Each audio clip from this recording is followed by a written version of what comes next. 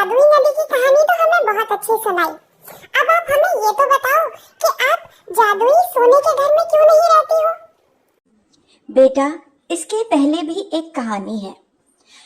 कुछ समय पहले जब जादुई नदी ने मुझे सोने का घर इनाम में दिया था, उसके बाद जंगल में कुछ ऐसी घटनाएं घटी जिसके बाद मुझे वो सोने का घर जादुई नदी को वापस करना पड़ा। नानी, ऐसा क्या हुआ था जंगल में? ऐसी कौन सी घटना घटी थी जिसकी वजह से आपको अपना सोने का घर वापस करना पड़ा? हमें बताइए ना नानी, प्लीज नानी बताइए ना, क्या हुआ था? अच्छा, सुनो, बताती हूँ। ये उस समय की बात है जब जंगल में शांति लाने के लिए मैंने जादुई नदी के सवालों के जवाब दिए थे और उसने मुझे एक सोने का घर दिया था। जंगल के बीचों बीच एक चमकता सोने का घर खड़ा था जिसमें मैं रहती थी। ये घर उस जादुई नदी ने मेरी ईमानदारी और सच्चाई के लिए दिया था, लेकिन जंगल में ऐसा हर किसी को मंजूर नहीं था, खासकर चालाक और ईर्ष्यालु कौवे के परिवार को। कौवा अपनी चालाकी से मेरे खिलाफ अफवाहें फैलानी शुरू कर देता था। अगर हम टूनी को बदनाम कर दें तो जंगल के पक्षी उससे दूर हो जाएंगे, वो अकेली हो जाएगी और तब हम उसे मजबूर कर देंगे कि वो ये घर छोड़ दे। तब यह मुमकिन हो सकता है कि हम उस घर पे कब्जा कर लें। सोने का घर, उसमें तो न जाने क्या क्या चीजें होंगी। अच्छा प्लान है, सही कहते हो। एक काम करते हैं, जंगल के पक्षियों को जाके कान भरते हैं। शायद टूनी से वो लोग जलन करने लगे और टूनी वो घर छोड़ दे। अगले दिन कौवा जंगल के पक्षियों के पास जाता है। अरे भाई, तुमने सुना कि जादुई नदी को धोखा देकर टूनी ने ये घर लिया है? उसने कहा था कि वो जंगल की सबसे खास पक्षी है, इसलिए उसे ये घर रहने के लिए चाहिए। क्या? नहीं, क्या कहते हो कौवा भाई? टूनी ऐसा नहीं कर सकती। लेकिन अगर ये सच है तो उसने बहुत गलत किया। धीरे धीरे पक्षियों के मन में टूनी को लेकर शक पैदा होने लगता है। टूनी, जो हमेशा सबके साथ मिलकर रहती थी, अचानक अकेली पड़ने लगी।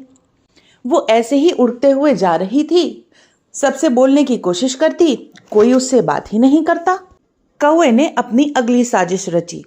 उसने अपने परिवार को बुलाया और कहा, अगर हम टूनी के घर को गंदा कर देंगे तो पक्षी उसे जंगल के लिए अभिशाप मानेंगे और फिर उसे यह घर छोड़ना ही पड़ेगा।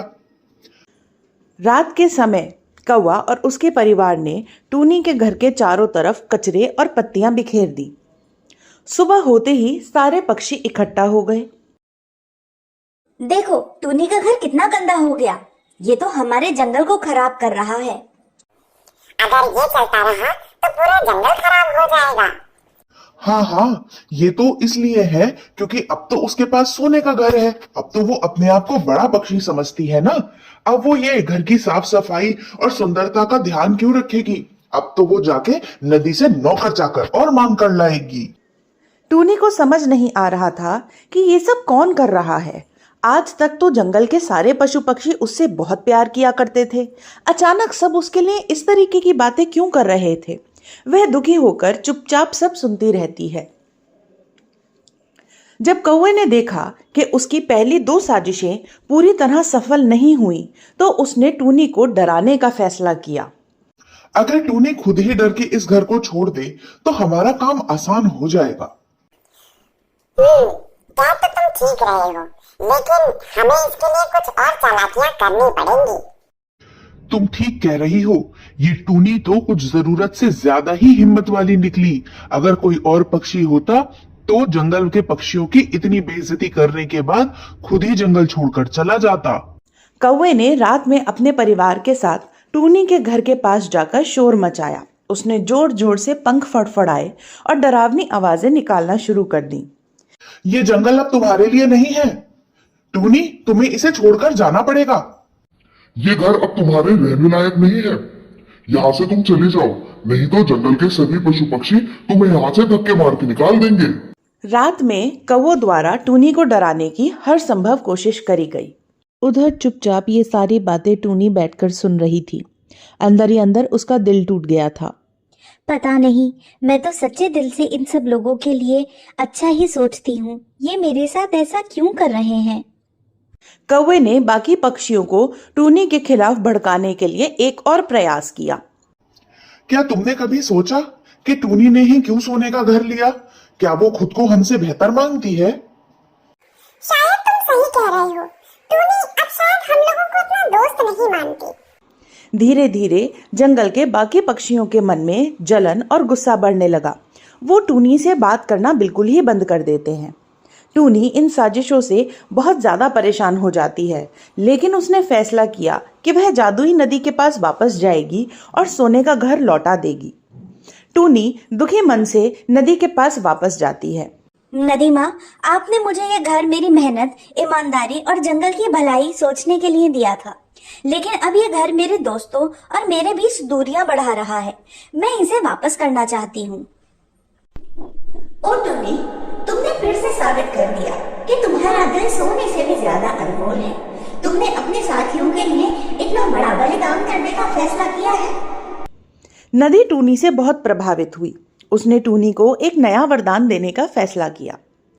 मैं तुम्हें एक ऐसी शक्ति देती हूँ जिससे तुम अपनी बुद्धि और समझदारी से हर समस्या का हल निकाल लोगे। तुम्हें किसी भी चीज के लिए दूसरों पर निर्भर नहीं रहना पड़ेगा। टूनी ने खुश होकर नदी का धन्यवाद दिया और अपने साधारण घोंसले में लौट आई। जब जंगल के पक्षियों को टूनी के इस बलिदान के बारे में पता चला तो उन्हें अपनी गलती का एहसास हुआ। वो सब टूनी के पास जाते हैं और माफी मांगते हैं। टूनी, हमें माफ कर दो। हमने तुम्हें गलत समझा। तुमने हमारे लिए अपने सोने के घर को छोड़ दिया। तुम सच्चे हीरो हो। और बाकी सारे पक्षियों ने कौवे को खूब डांट लगाई। क्यों कौवे, अपनी ईर्ष्या तुमने हमारे दिमाग में क्यों भरी? हमारे जंगल में तो दोस्ती की मिसालें दी जाती हैं और तुमने हमें ही टूनी के खिलाफ कर दिया। ठीक है, आज से हम भी तुमसे बात नहीं करेंगे। तुम्हारी ईर्ष्या की वजह से टूनी ने अपना घर नदी को जाकर दे दिया। क्या ये अच्छी बात है कौवे? टूनी, मुझे माफ कर दो। मैंने ईर्ष्या में आकर बहुत गलत किया। मैंने तुम्हें माफ किया, लेकिन याद रखना, जलन और लालच का अंत हमेशा बुरा ही होता है। उस दिन से जंगल में कभी किसी ने जलन और ईर्ष्या का नाम तक नहीं लिया। टूनी ने अपनी बुद्धिमत्ता और प्यार से जंगल की समस्याओं का समाधान किया। वह सबकी प्रिय बन गई और जंगल में हमेशा खुशी और शांति बनी रही। बच्चे ये कहानी गौर से सुन रहे थे और नानी की मन ही मन तारीफ कर रहे थे। तो बताओ बच्चों, कैसी लगी तुम्हें ये कहानी? अब पता चला मैं क्यों नहीं रहती सोने के घर में। अरे वाह नानी, आप तो बहुत ही अच्छी और समझदार बच्ची हैं। आपकी वजह से तो हमें बहुत अच्छी अच्छी बातें सीखने के लिए मिलती हैं। हम भी बड़े होकर बिल्कुल आप ही की तरह बनेंगे और जंगल की भलाई के बारे में सोचेंगे। अरे वाह मेरे बच्चों, मुझे तुम पर गर्व है। अच्छा नानी, अब एक बात तो बताइए, उसके बाद क्या क्या हुआ जंगल में? अरे, फिर से कहानी सुननी है? फिर तो तुम्हें इंतजार करना पड़ेगा अगले एपिसोड का। तब तक चैनल को लाइक, शेयर और सब्सक्राइब करना ना भूलें। धन्यवाद।